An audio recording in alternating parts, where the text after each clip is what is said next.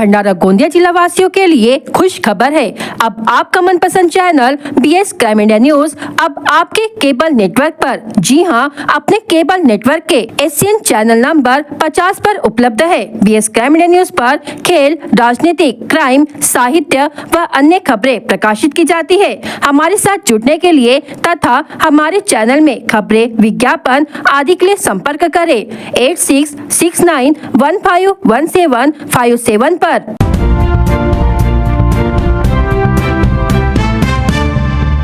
छत ढहने से 30 से 40 नागरिक घायल। 12वां ग्राम की घटना। गणेश विसर्जन की रैली देखने चढ़े थे छत पर।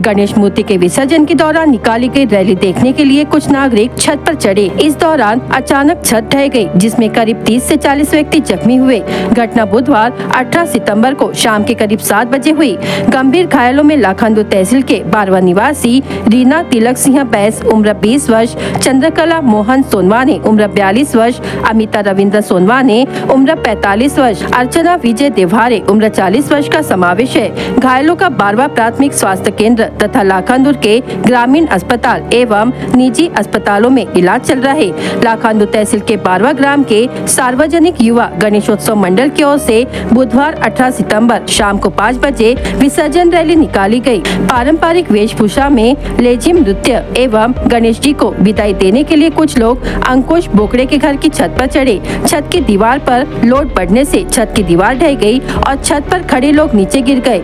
इस हादसे में छत के नीचे खड़े नागरिक एवं ऊपर से गिरे नागरिक ऐसे करीब 30 से 40 लोगों के घायल होने की आशंका जताई जा रही है। हादसे के तुरंत पश्चात छत के मलबे के नीचे से नागरिकों को निकालकर अस्पताल ले जाया गया। घायलों को 12वां प्राथमिक स्वास्थ्य केंद्र तथा लाखांदूर के ग्रामीण अस्पताल एवं निजी अस्पतालों में इलाज के लिए भर्ती किया गया है।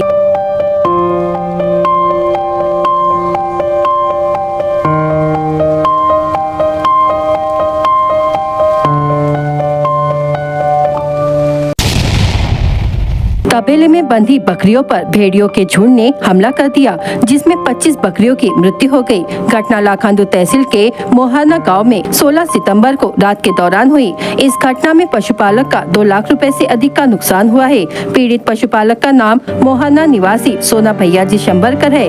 वन परिक्षेत्र लाखांदूर अंतर्गत आने वाले मोहाना परिसर में भेड़ियों की संख्या बढ़ी है। पिछले कुछ दिनों से परिसर में बकरियों पर हमला करके शिकार करने की घटनाएं सामने आई है। मोहाना निवासी सोना शंबरकर बकरी पालन का व्यवसाय करके अपना जीवन यापन करती है, किंतु सोमवार 16 सितंबर को रात के दौरान भेड़ियों के झुंड ने सोना शंबरकर के घर के पास तबेले में बंधी बकरियों पर हमला किया, जिसमें 25 बकरियों की घटनास्थल पर ही मृत्यु हो गई।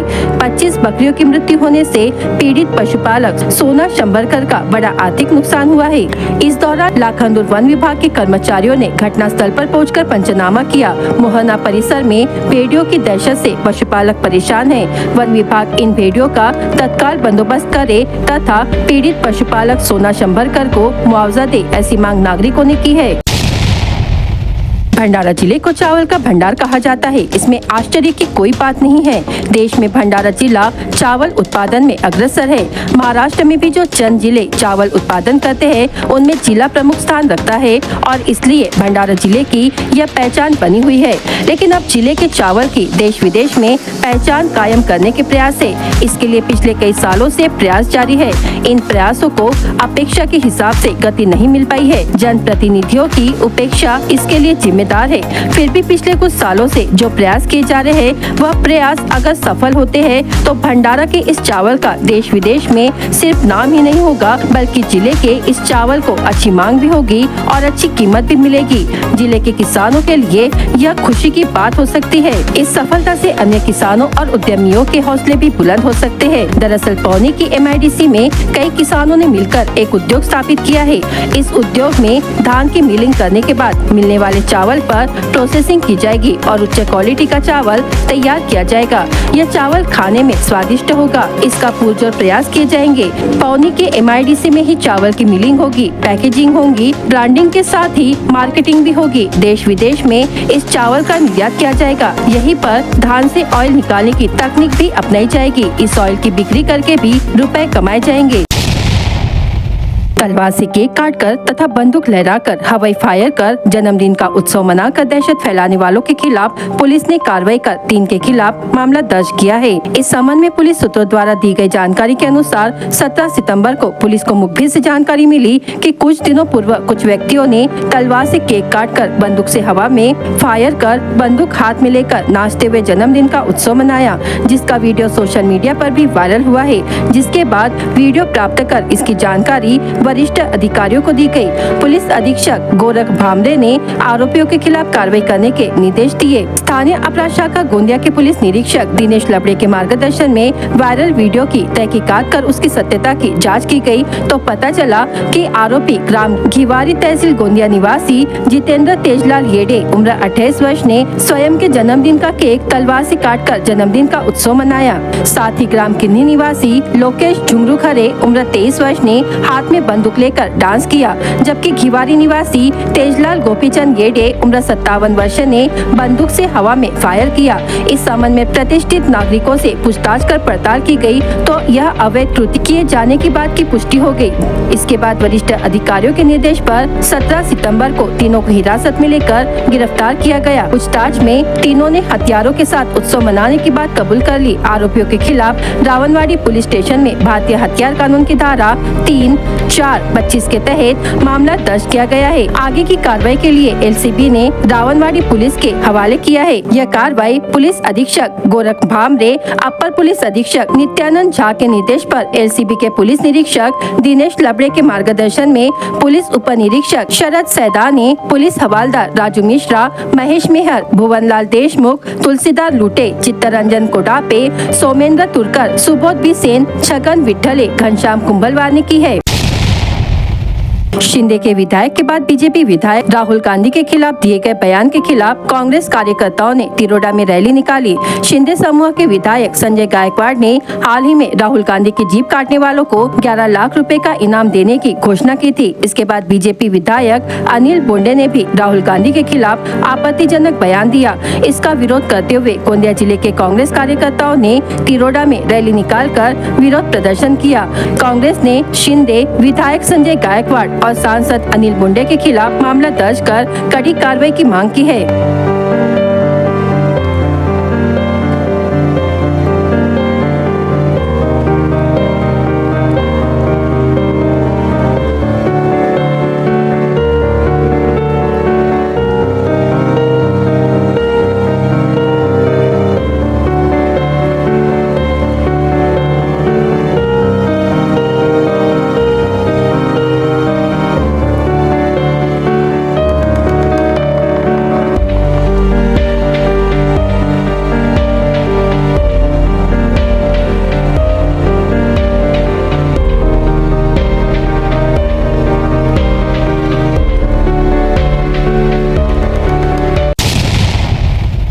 एवढ्या साऱ्या योजना महिलांसाठी आहेत। यात सुकन्या समृद्धी योजना, माझी कन्या भाग्यश्री योजना, या योजनेमध्ये आमच्या घरामध्ये एखादी मुलगी झाली आणि ती 18 वर्षाची झाली तर तिला 1 लाख रुपये भेटायची योजना आहे। कुणाच्या काळातील ही योजना आहेत, ही आमच्या काळातील योजना आहेत। म्हणजे सगळ्या योजना तुम्ही पाहिल्यात। त्यात बालिका समृद्धी योजना, मुलींना मोफत शिक्षण, आता सगळ्या आमच्या पोरी शिकतील, त्यांना शाळेमध्ये पैसे लागणार नाही। आमच्या मुलींसाठी आम्ही वसतिगृह सुरू केले। देवरी येथे आदिवासी मुलींची वसतिगृह माझ्या काळात मी पालकमंत्री असताना सुरू केले। अनेक ठिकाणी आपण पोरींसाठी स्पेशल वसतिगृह सुरू केले। माननीय मोदीजींनी तर कहरच केले की पहिले ओबीसींच्या आपल्या ज्या जिल्हा परिषद मध्ये महिला भगिनी होत्या, ग्रामपंचायत मध्ये 50% आरक्षण दिलं, पण लोकसभेमध्ये आणि विधानसभेमध्ये आमच्या भगिनींना तिथे जागा नव्हत्या।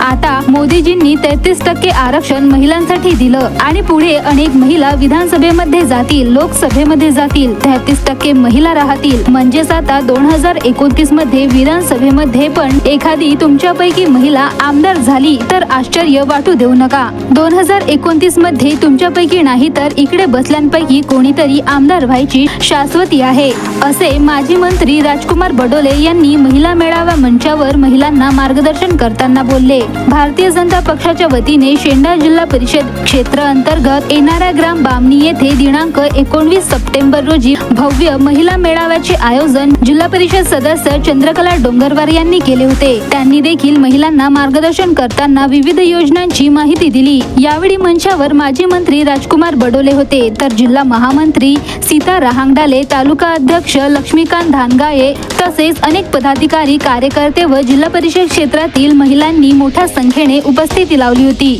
मुख्यमंत्री लाडकी बहीण योजनेच्या माध्यमातून आणि महिला बचत गट योजनांच्या माध्यमातून सुकन्या समृद्धी योजना, माझी भाग्यश्री योजना अशा असंख्य योजनाच्या माध्यमातून महायुती सरकारनं मोठ्या प्रमाणामध्ये असंख्य महिलांना योजना दिलेल्या आहेत. माननीय मोदीजींनी 33% आरक्षण विधानसभेत आणि लोकसभेत दिलेले आहेत.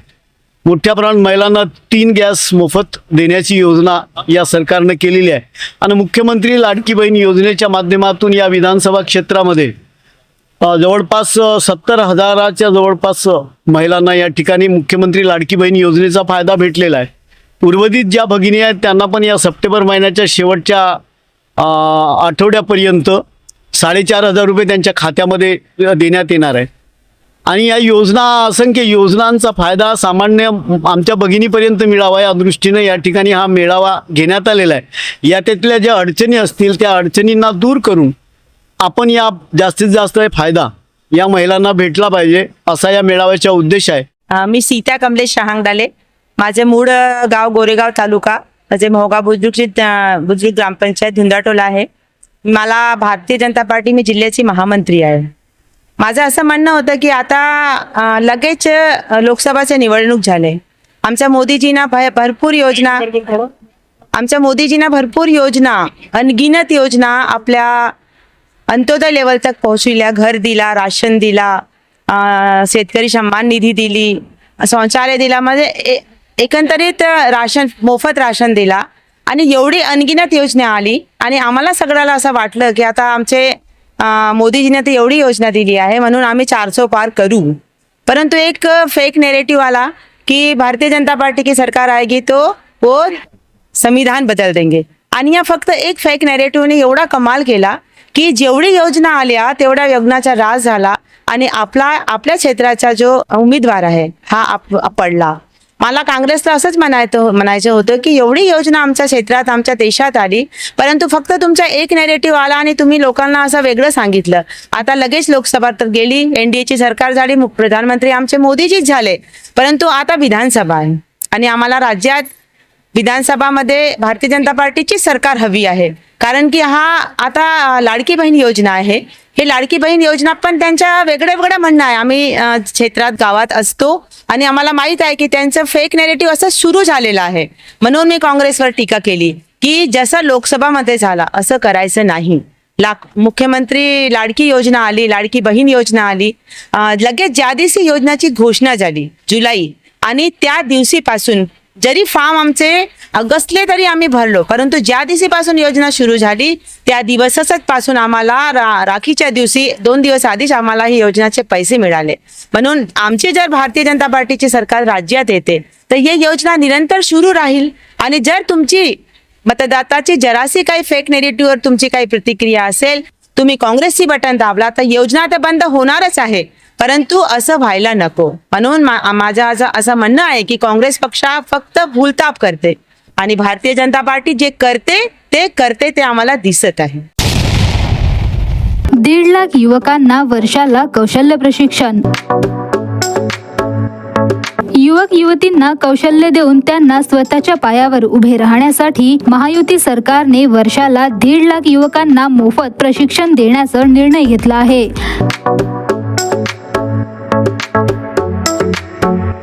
पंतप्रधान नरेंद्र मोदी यांच्या उपस्थितीत याचा शुभारंभ 20 सप्टेंबरला होत आहे. प्रत्येक जिल्ह्यात 150 युवक युवतींना कौशल्य विकास याचे मोफत प्रशिक्षण दिले जाणार आहे।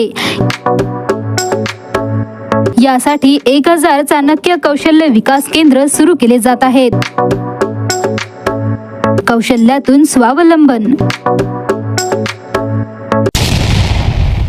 बीएस क्राइम इंडिया न्यूज आपके सामने पेश कर रहा है भंडारा क्राइम वारदात। हर जुर्म से हम आपको कराएंगे अवगत। आपके अपने चैनल पर रोजाना शाम 7 बजे, तो देखना ना भूलिए क्राइम वारदात।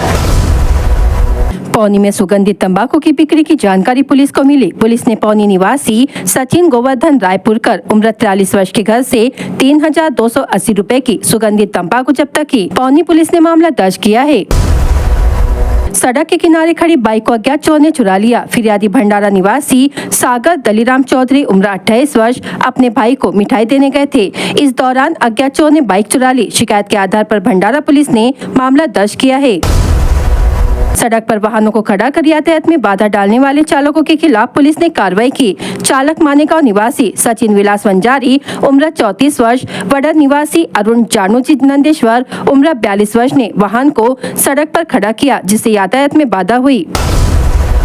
विष प्राशन के कारण इलाज के लिए भर्ती युवक की मृत्यु हो गई। मृतक का नाम मोहरी निवासी साहिल हरिदास लांजेवार उम्र 20 वर्ष है। पौनी पुलिस ने मामला दर्ज किया है। गड़ेगांव में सार्वजनिक गणपति विसर्जन जुलूस पर ईंट फेंककर पास में खड़ी कांता कुंभारे को घायल करने की घटना सामने आई है। गड़ेगांव निवासी यशवंत हरि बारसकर उम्र 64 वर्ष की शिकायत पर लाखनी पुलिस ने मामला दर्ज किया है। काम पर नहीं ले जाने के कारण युवक के सिर पर बाल्टी मारकर घायल करने की घटना अंबेडकर वार्ड परसोड़ी में घटी। फिरियादी सुशील भावराव गजभिये उम्र 32 वर्ष की शिकायत के आधार पर जवाहरनगर पुलिस ने मामला दर्ज किया है। अत्याधिक शराब पीने के कारण ढाबे में काम करने वाले एक मजदूर की मौत हो गई। मृतक का नाम आमगांव आदर्श तहसील पौनी निवासी सोनू अंसारी है। सोनू शराब पीने का आदी था। पौनी पुलिस ने मामला दर्ज किया है।